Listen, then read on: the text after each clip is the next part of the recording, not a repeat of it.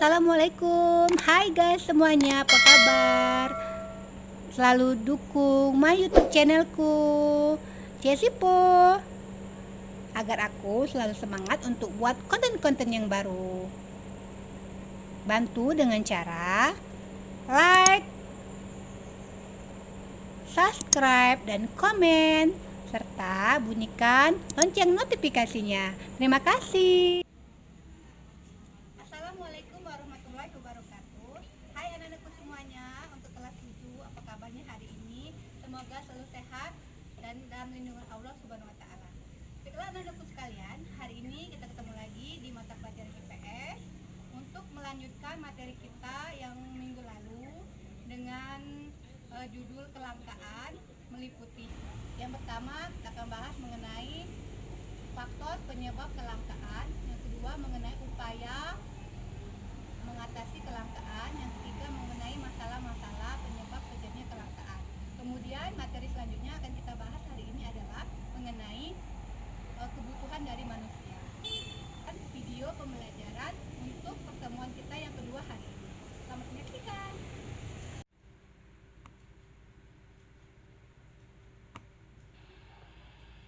Oke, yang pertama adalah mengenai faktor penyebab terjadinya kelangkaan. Meliputi ada 6 bagian. Yang pertama, keterbatasan sumber daya alam. Yang kedua, keterbatasan kemampuan manusia. Yang ketiga, sifat manusia yang selalu merasa kurang puas. 4. Pertambahan penduduk yang cepat. 5. Perkembangan ilmu pengetahuan dan teknologi. 6. Terjadinya bencana alam.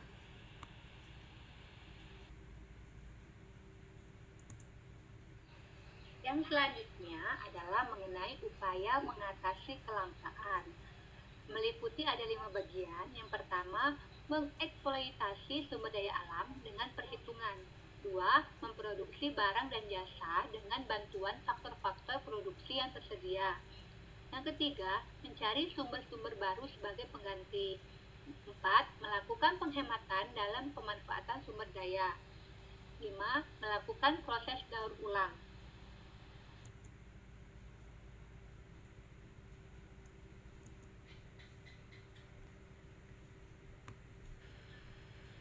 Selanjutnya kita bahas mengenai masalah-masalah yang dihadapi penduduk dalam kelangkaan sumber daya alam ataupun kebutuhan yang diperlukan oleh manusia. Ada 2 bagian, yang pertama mengenai masalah penduduk di desa dan yang kedua mengenai penduduk di kota. Yang kita bahas sekarang ini mengenai penduduk di desa dulu. Ada 7 bagian. Yang pertama, sebagian besar bermata pencarian sebagai petani.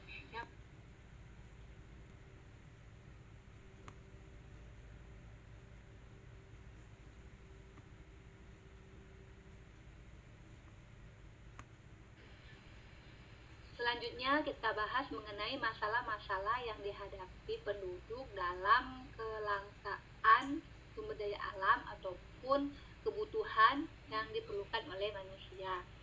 Ada 2 bagian, yang pertama mengenai masalah penduduk di desa dan yang kedua mengenai penduduk di kota.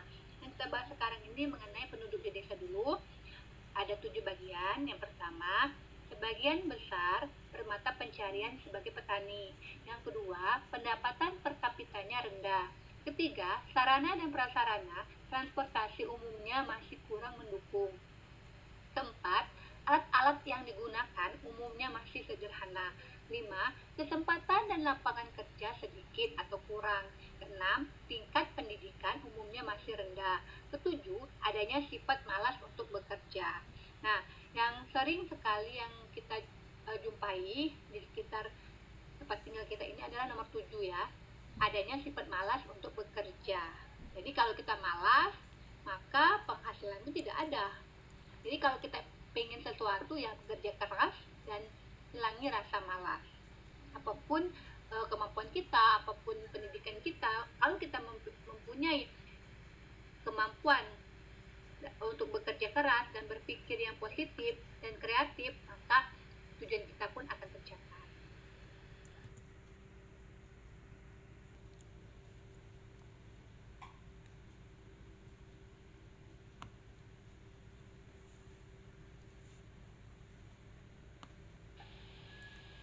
Kalau tadi penduduk di desa, sekarang kita bedakan dengan penduduk di kota mengenai kelangkaan ini.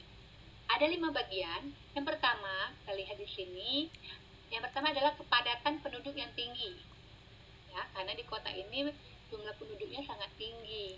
Karena banyaknya orang yang datang dari desa ke kota yang menyebabkan kota ini memiliki kepadatan yang sangat luar biasa.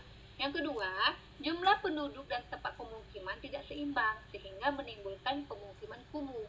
Ya, masih berkaitan dengan nomor 1 tadi, karena kepadatan di kota maka pemukiman atau tempat tinggal yang digunakan oleh manusia atau orang itu mengalami ketidakseimbangan atau sedikit karena banyaknya orang daripada tempat atau daerah atau tempat tinggal mereka, jadi mengakibatkan tempat mereka itu sering terjadi adanya tempat pemukiman kumuh.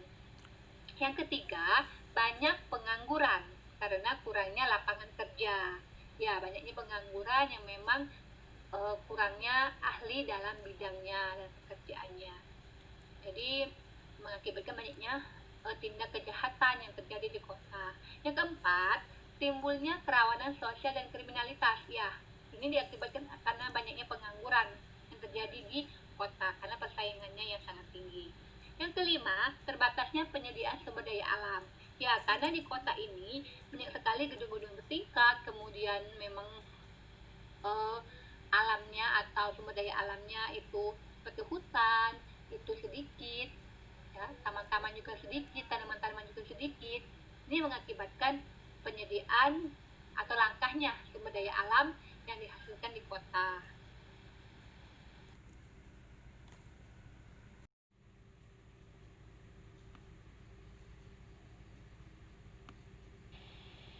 Baik anak-anakku sekalian, sekarang kita masuk ke pembahasan mengenai kebutuhan hidup manusia. Banyak sekali yang diperlukan oleh manusia dalam memenuhi kebutuhan hidupnya.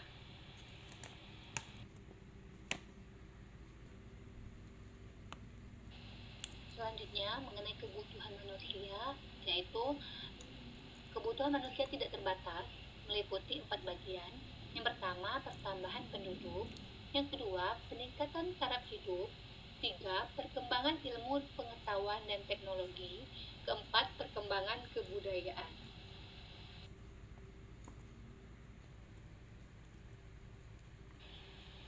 Kemudian ada juga yang mengenai faktor penyebab perbedaan kebutuhan manusia dalam perbedaannya.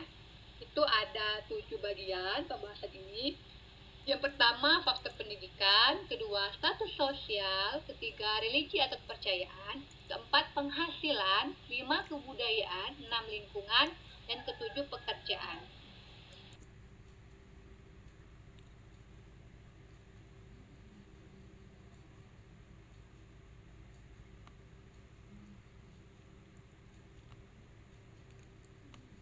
Oke, yang ketiga mengenai adat istiadat atau kebiasaan dari manusia itu sendiri, yaitu suatu adat atau tradisi akan mempengaruhi baik perilaku maupun tujuan hidup kelompok masyarakat setempat.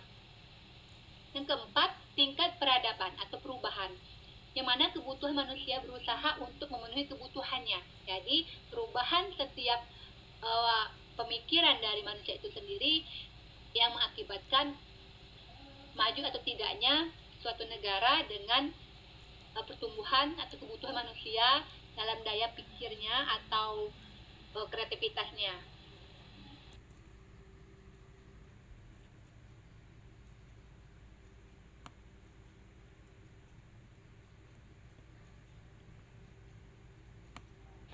Oke anak-anakku sekalian, sudah selesai mengenai penjelasan dari materi kita hari ini. Sekarang adalah tugas kalian, silakan kalian baca dan kalian perhatikan secara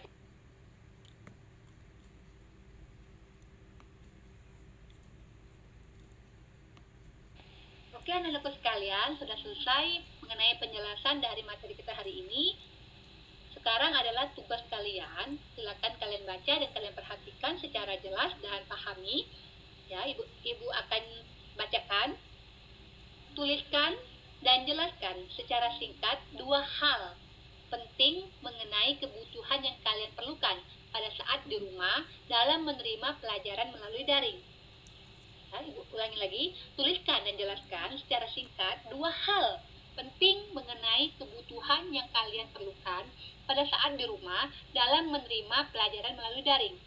Silakan komen di YouTube Cesipo dengan jawaban dari pertanyaan di atas. Ya, jadi isiannya atau jawaban dari pertanyaan ini silakan kalian komen di YouTube channelnya Cesipo dengan jawaban dari pertanyaan di atas.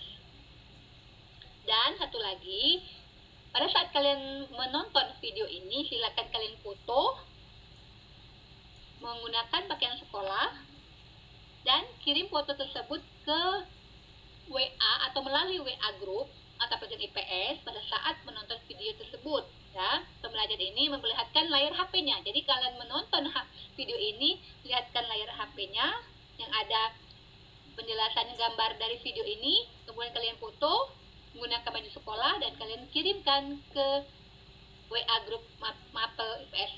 Ya, Gue rasa kalian paham dan mengerti apa maksud dari tugas ini.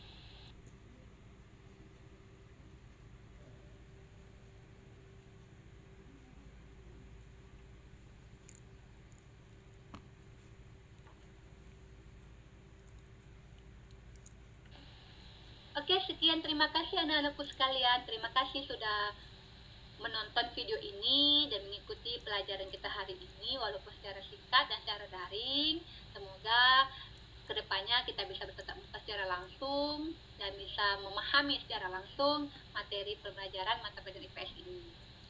Sampai jumpa di lain waktu di mata pelajaran IPS dengan materi-materi selanjutnya. Pesan Ibu, tetap jaga kesehatan, patuhi protokol kesehatan dengan memakai masker, mencuci tangan, dan jauhi kerumunan. Ya, ingat pesan Ibu dan tetap standby di rumah saja, jangan kemana-mana kalau tidak perlu. Dan jangan lupa juga tugas kalian tetap dikumpulkan.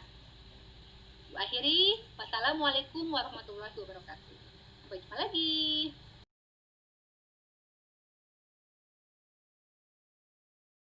Baiklah anak-anakku sekalian, terima kasih sudah menonton video pembelajaran hari ini. Semoga kalian mengerti dan paham. Dan satu pesan Ibu, setiap kalian menonton video pembelajaran, silakan foto diri kalian sedang menonton dan menggunakan baju sekolah. Dan juga selalu kalian komen